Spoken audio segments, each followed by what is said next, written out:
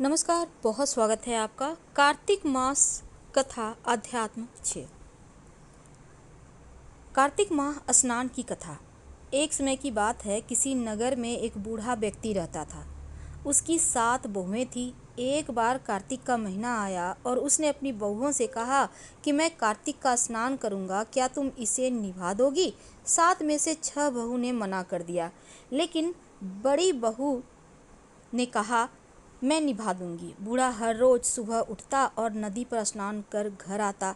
गीली धोती को वह बड़ी बहू के आंगन में सुखा देता। जैसे जैसे उस गीली धोती से पानी की बूंद जमीन पर गिरती, वैसे ही वह हीरे मोतियों में बदल जाती। धोती से हीरे मोती गिरते देख बाकी 6 बहुओं से रहा नहीं गया और वे बोली कि हम भी ससुर जी को अपने यहाँ नहाने को बोलते हैं। उन्होंने कहा कि पिताजी, आप कल से हमारे यहाँ कार्तिक नहा लेना। बूढ़े ने कहा ठीक है, मुझे तो नहाना ही है, तुम्हारे यहाँ नहा लूँगा।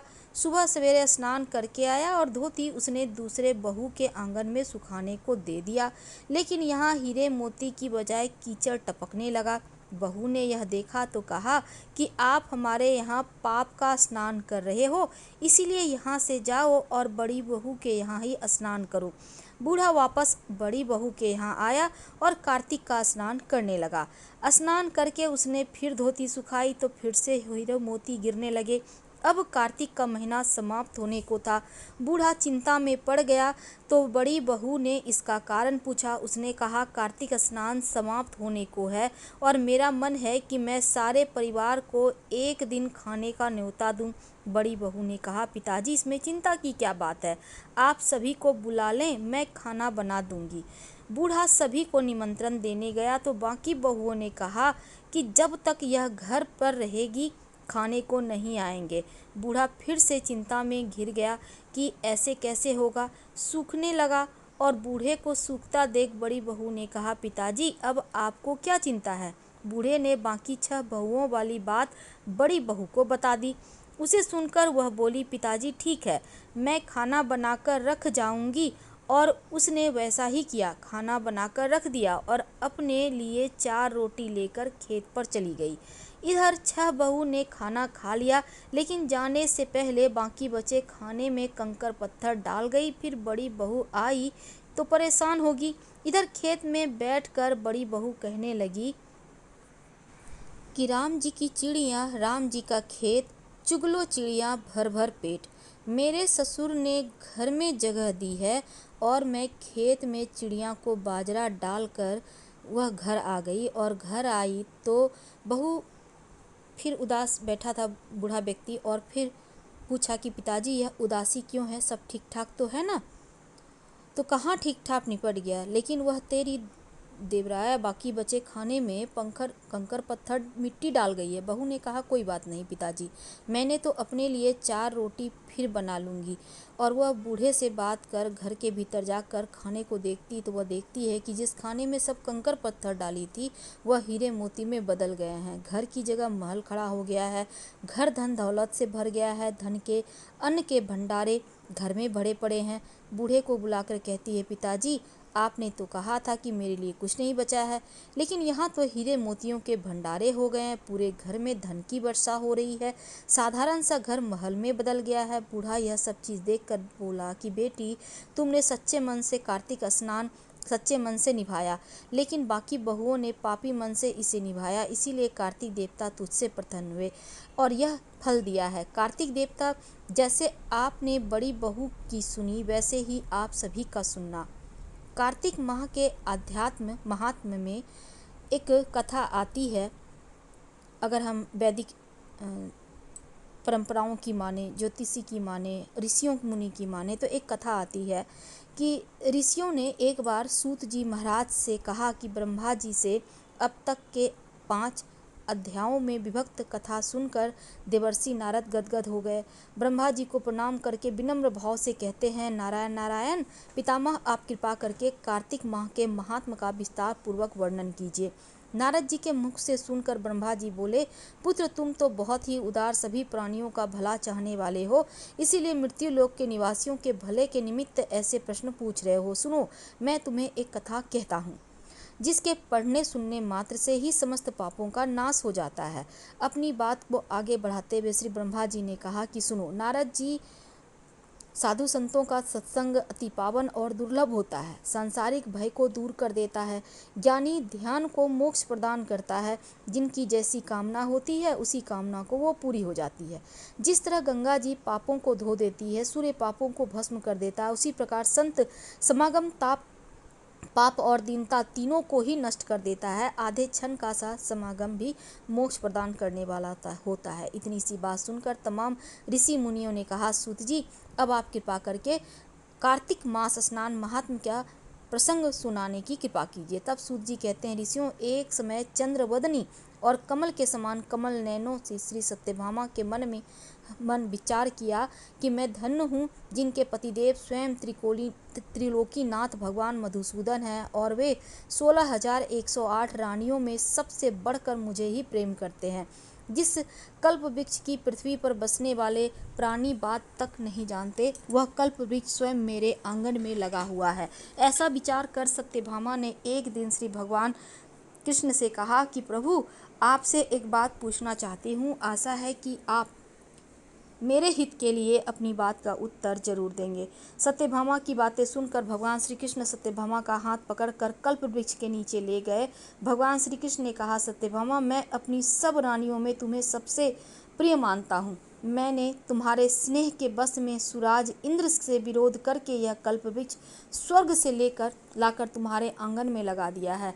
मैं तुम्हारे लिए ना देने वाली पद भी दे सकता हूँ और ना कहने वाली बात भी कह सकता हूँ, इसलिए तुम मुझसे गुप्त रूप से गुप्त भी बात पूछ सकती हो, मैं तुम्हें बता दूंगा। भगवान श्री कृष्ण की बात सुनकर सत्यभामा गदगद होकर बोली, स्वामी, अगर आप मुझसे इतने प्रसन्न हैं तो मुझे यह भी बताने की कृपा कीजिए कि मैंने पूर्व जन्म में ऐसा क्या शुभ कार्य किया था जिसमें आप मुझे अर्धांगिनी बनाने का सौभाग्य प्राप्त हुआ, आपकी बनने का प्राप्त हुआ। तब आपके साथ गरुड़ पर बैठकर ब्रह्मलोक इंद्रलोक में आने जाने का अवसर भी मुझे मिल गया है। नाथ, पूर्व जन्म में कौन थी और मैं किसकी कन्या थी, आप मुझे विस्तार पूर्वक सुनाने की कृपा कीजिए। सत्यभामा की बात सुनकर भगवान श्री कृष्ण मुस्कुराते हुए कहते हैं, सत्यभामे, मैं तुम्हें समस्त वृतांत विस्तार पूर्वक सुनाता हूँ, तुम एकाग्र चित्त होकर सुनो। भगवान श्री कृष्ण कहते हैं, सत्यभामा, सतयुग के अंत में मायासुर नगर के अत्रिकुल में देव शर्मा नामक 4 वेदों, 6 शास्त्रों और 18 पुराणों का ज्ञाता एक ब्राह्मण रहा करता था। वह भगवान सूर्य नारायण का अनन्य भक्त था। रात दिन अतिथियों की सेवा करता। उनकी कोई संतान नहीं थी। बड़ी आयु में उसे एक कन्या हुई जिसका नाम गुणवती रखा। देव शर्मा ने अपने एक शिष्य जिसका नाम चंद्र प्रकाश था उसके साथ अपनी कन्या गुणवंती का विवाह कर दिया। चंद्र प्रकाश अपने ससुर की पिता के समान सेवा करता। एक दिन देवशर्मा अपने दामाद को साथ लेकर लकड़ियां काटने वन को गया। वन में उन्होंने इधर उधर फिरते हुए एक भयानक राक्षस को देखा। उसे देखकर उन दोनों के हाथ पैर फूल गए। भागने में असमर्थ होने के कारण वे दोनों उस राक्षस के हाथ से मारे गए, परंतु उस क्षेत्र और अपनी भक्ति के प्रभाव के कारण वे मेरे वैकुंठ धाम को चले आए। और जैसे मेघ द्वारा वर्षा हुआ जल कभी नदियों द्वारा समुद्र में प्रवेश करता है, ठीक उसी तरह श्री गणेश, शिव जी, सूर्य देव और श्री हरि में से किसी भी देवता की भक्ति उपासना करे वह हमें ही प्राप्त होता है। और इसी से वह सूर्य भक्त हमारे दूतों के द्वारा पुष्पक विमान पर बिठाकर हमारे लोक में पहुंचा दिए गए। इधर उन दोनों के मरने की खबर सुनकर गुणवती बहुत विलाप किया। रो रो कर कहने लगी, पिता, हे पतिदेव, अब मैं कैसे जीवित रह सकूंगी। हाय, मुझे किसके भरोसे छोड़कर चले गए। अब मेरे खाने पीने का प्रबंध कहाँ से हो सकेगा। तात, मेरा कौन ठिकाना है। इस प्रकार गुणवती विलाप करती हुई पृथ्वी पर गिरकर मूर्छित हो गई। जब उसे होश आया तो उसने घर का सब सामान बेचकर अपने पति पिता की अंत्येष्टि क्रिया की। फिर संसार से वैराग्य लेकर भक्ति में लीन रहने लगी। इस प्रकार करते करते कार्तिक मास आ गया। तब वह विधि विधान से कार्तिक मास का स्नान करने लगी और साथ ही साथ एकादशी का व्रत भी करने लगी। वह दोनों ही व्रत भगवान को अति प्रिय है और मुक्ति तथा ऐश्वर्य प्रदान करने वाले हैं। आगे भगवान श्री कृष्ण कहते हैं, हे प्रिय, कार्तिक मास में तुला के सूर्य में जो प्रातःकाल स्नान, जागरण और दीपदान करते हैं, उन्हें जन्म जन्मांतर के पाप उनके नष्ट हो जाते हैं। जो मंदिर में प्रातःकाल झाड़ू लगाते हैं, भगवान का पूजन करते हैं, जीवन मुक्त हो जाते हैं, अर्थात बार बार जीवन मरण के बंधन में नहीं बंधते। जो कार्तिक मास में तुलसी जी का पौधा लगाकर उनकी पूजा अर्चना करते हैं, दीपदान करते हैं, फिर संसार में दोबारा जन्म नहीं लेते। भगवान श्री कृष्ण कहते हैं, हे प्रिय, एक दिन गुणवती ज्वर से पीड़ित हो गई और असहनीय होते हुए गंगा स्नान के लिए कष्ट सहते हुए गई। तो स्नान करने के लिए गंगा जी में प्रवेश करते ही मारे शीत के उसका सारा शरीर थरथर कांपने लगा। वह शिथिल होकर गिर पड़ी। उसी समय भगवान विष्णु के दूत सुंदर विमान लेकर आए, उसे विमान में बिठाकर विष्णु लोक ले गए। और यह सब कार्तिक के स्नान और व्रत का ही प्रभाव था कि त्रेता युग के पश्चात द्वापर युग आया तो पृथ्वी पर कंस जैसे दैत्यों ने महा उत्पात किया। उसमें ब्रह्मा जी और समस्त देवताओं के द्वारा प्रार्थना किए जाने पर पृथ्वी का भार उतारने को मैंने कृष्ण अवतार धारण किया। उसमें जितने भी हमारे विष्णुगण थे वे मेरे साथ में यादवों के रूप में ग्वाल बनकर पृथ्वी पर अवतरित हुए। देव शर्मा जो तुम्हारे पिता थे वह भी पृथ्वी पर अवतरित हुए। हे सत्यभामे, उस जन्म में देव शर्मा का नाम सतत हुआ और वह चंद्र प्रकाश पृथ्वी पर जन्म धारण करके इस जन्म में अक्रूर जी हुए। जो तुम उस जन्म में गुणवती थी, तुम ही इस पृथ्वी पर जन्म धारण कर सत्यभामा भी कार्तिक मास में किए गए व्रत दान से ही तुम हमारी प्रिया पत्नी हुई। तुमने आजन्म तुलसी जी के वृक्ष को सींच कर उसका पालन किया, इसी से तुम्हारे आंगन में आज कल्प वृक्ष है। और कार्तिक मास में तुमने जो दीप दान किया था, इसी से तुम्हारे घर में लक्ष्मी जी का प्रकाश है। कार्तिक मास में व्रत आदि करके जो तुमने काया कष्ट सहन किया था, उसी के कारण तुम मेरी अर्धांगिनी हुई। जो कोई कार्तिक मास में व्रत आदि करता है वह मुझे तुम्हारे ही समान प्रिय हो जाता है। प्रिय, अब दूसरे जप तप यज्ञ दान आदि कार्तिक मास के 16 भाग के बराबर भी नहीं होते। सत्यभामा जी को उनके जन्म का पूर्ण वृत्तांत सुनाकर भगवान श्री कृष्ण मौन हो गए। इसके बाद का वृत्तांत आपको आगे के अध्याय में सुनाएंगे। कार्तिक मास में एक और कथा सुनी जाती है, चलिए सुनते हैं। किसी नगर में साहूकार था। उसकी एक बहू थी तारा, भोजन बनाया करती। एक दिन उसने अपनी सास को कहानी सुनने को कहा तो सास ने मना कर दिया और कहा कि मुझे अभी अपनी पूजा करनी है। और उसने फिर अपनी जेठानी से कहा कि आप मेरी कहानी सुन लो। उसने भी मना करते हुए कहा कि मुझे तो अभी खाना बनाना है। उसने फिर अपनी देवरानी से कहानी सुनने को कहा तो उसने भी बहाना बना दिया कि बच्चों को देखना है। उसने फिर अपनी ननद को कहानी सुनने के लिए कहा तो उसने भी मना कर दिया कि मेरे ससुराल से मेरा बुलावा आ गया है और मुझे जाने की तैयारी करनी है। वह राजा के पास भी गई कि मेरी कहानी आप ही सुन लो। तो राजा ने कहा कि मुझे तो व्यापार देखना है, मेरी कहानी का भी समय कहानी सुनने का नहीं है। उसकी यह मनोदशा देखकर भगवान उसके लिए स्वर्ग से विमान भेजते हैं। स्वर्ग से विमान आया देख उसकी सास भी भाग कर जाने के लिए आती है, लेकिन बहू मना कर देती है कि आपको तो पूजा करनी है।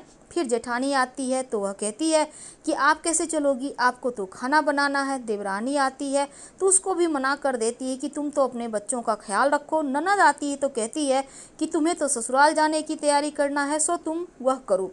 राजा जी आते हैं कि मैं चलता हूँ तुम्हारे साथ, लेकिन बहू कहती है तुम तो कारोबार संभालने हैं, तुम्हें तुम संभालो।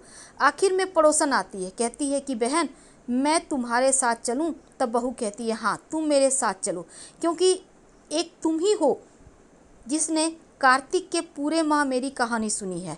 दोनों विमान में बैठकर स्वर्ग जाने लगते हैं। तभी रास्ते में बहू को अभिमान हो जाता है कि मैंने कार्तिक के पूरे माह व्रत किया और कहानी कही, इसलिए मुझे स्वर्ग का वास मिल रहा है। लेकिन मेरी पड़ोसन ने तो केवल कहानी सुनी, व्रत भी नहीं किया है, फिर भी मेरी वजह से इसको स्वर्ग का वास मिल रहा है। बहू यह विचार मन में सोचने ही जा रही थी, सोच ही रही थी, अचानक भगवान ने वहीं से उसे विमान से नीचे फेंक दिया।